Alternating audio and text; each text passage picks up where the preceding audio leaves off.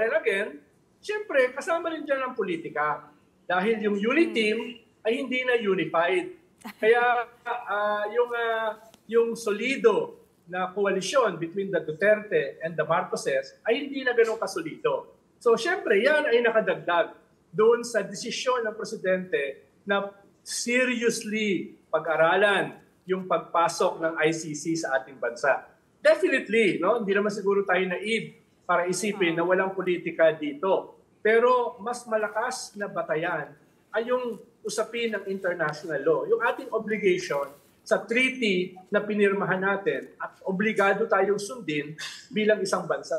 Hindi ito yung sinasabi ni spokesperson Harry Roque, sayang, abogado pa naman siya. Hindi ito pagsagka sa ating soberenya. Bahagi ito ng ating soberenya na tayo ay susunod sa treaty na ating pinirmahan. Okay. Attorney, on that note, sabi nga po ni Attorney Roque, hindi daw si Speaker Romualdez ang may pakana ng pagbubuhay nitong idea of to rejoin ICC or to participate or whatever in that probe. Pakinggan natin yung sinabi ni spokesperson Harry Roque. Nagkataon lang na nagkakaroon ng personalan si House Speaker at saka si VP Sara noong mga panahon nito dahil doon sa tambaluslos at saka doon sa confidential funds. Pero ang tingin ko kaya nanahimik na si PBBM ay dahil nakarating nga kay PBBM daw yung pag-uusap ni FPRRD sa mga militar. Sir, you were mentioning this somehow. Does this mean na wala talagang kinalaman dito yung confidential fund issue versus, Vice President Sara, or is it still part of it? Una, mali yung assumption ni ex-spokesperson Harry Roque na itong decision na ito ay decision lang dati ni Speaker. Mali yung kanyang assumption dahil itong decision na ito ay hindi pwedeng walang bendisyon yung Presidente from the very start. Tingin ko from the very start, ito ay alam ng Presidente. From the very start, ito ay may blessing ng Presidente. Yung pagtanggal kay ex-President Arroyo as Senior Deputy Speaker at eventually as Deputy Speaker.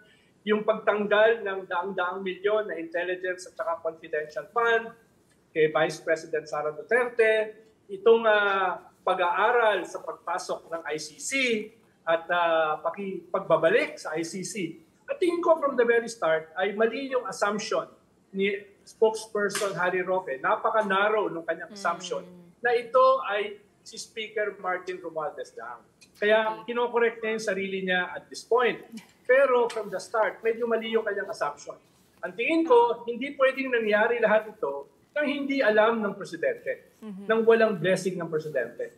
Kaya yung nangyayari ngayon ay dulo na lamang ng desisyon as a government, as a team. No? Hindi ng Speaker lang, hindi ng Presidente lang, kung hindi bilang isang grupo sa loob ng gobyerno. No? Tingin ko yun yung baka mas accurate na pagtingin from the very start. Okay.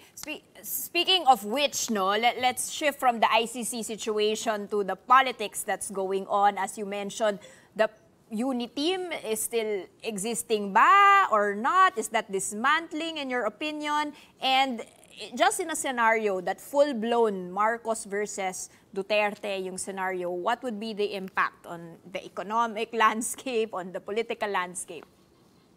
Tingin ko, Risa, hindi lang nawala yung unity ng UNITEAM. Ito ay open warfare na. Kaya medyo colorful, medyo intense, medyo masaya yung ating bagong taon.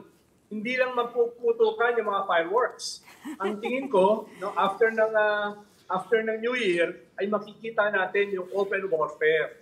Na medyo sinimulan na rin ni Vice President Sara Duterte nung binanata niya si President Bongbong Marcos dun sa kanyang peace talk, a deal with the devil.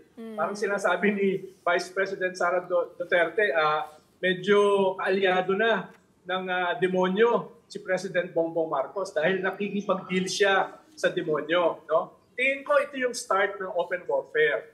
At itong inaamin ni spokesperson Harry Roque na hindi na manhid o hindi na nakatago sa kanila itong usapin ng ICC na ito ay pinayagan na ng Presidente na noon pa man ay mukhang pinayari na, ay tingin ko ito yung magiging major confrontation early next year.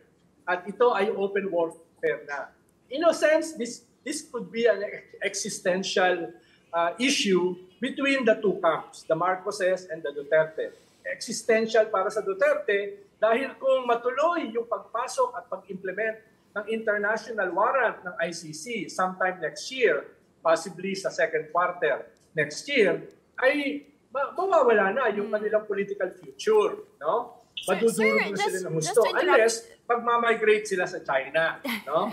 At dahil sila ay natulak na sa corner, ito ay delikado rin para sa Marcos government. Dahil hindi naman papahuli ng buhay yung mga Duterte. Siyempre sila ay lalaban to the max. Kaya medyo delikado rin sa mga Marcoses. Sir, wala na bang hope? Pero limited lang wala yung na mga bang options ng wala na bang mga hope, Duterte, sir, na ng mag-reconcile? Sir, wala na bang hope mag-reconcile? What could possibly lead to that? You still have Senator Amy Marcos loyal to the Dutertes. May hirapan eh. Lagi Wala naman yung possibility, Risa. No? Pero baka mahirapan dahil too much water under the bridge. No? Medyo malalim na yung sugat, the lines are drawn, at yung lines ay medyo parang bangin na eh. Mahirap na tumawid. No? At yung mga Duterte, ang option nila ay limited na rin. Hindi sila pwede mag-impeachment dahil hindi naman nila hawak ang Congress. Hindi sila pwede mag-kudeta or destabilization dahil sabi nga ni Armed Forces Chief of Staff Browner, hawak pa rin nila yung chain of command. Mahihirapan naman sila mag-people power dahil wala naman silang people dito sa NCR, baka sa Davao. So the options for the Duterte are also very limited. Kaya nakasandal sila sa pader. Sir, regardless of